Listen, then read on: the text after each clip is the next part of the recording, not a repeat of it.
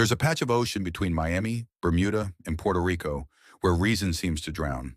On the surface, it's paradise, clear skies, turquoise water, but the Bermuda Triangle has swallowed ships and aircraft for over a century. Flight 19, a squadron of 5 bombers, vanished here in 1945. The rescue plane sent after them vanished too. The USS Cyclops, a massive Navy ship, disappeared with 309 people aboard. No SOS, no wreckage, no answers.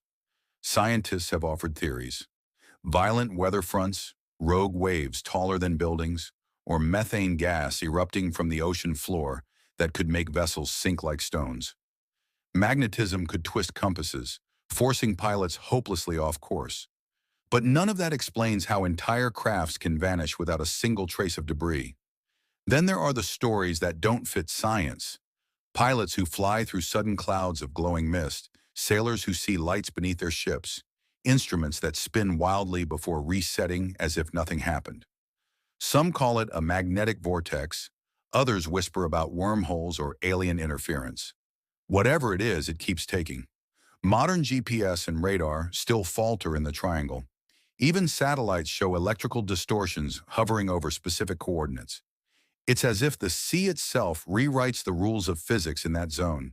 Maybe it's nature, maybe something else. But one thing is certain.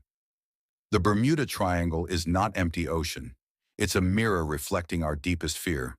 That for all our technology and control, there are still places on Earth that simply refuse to explain themselves.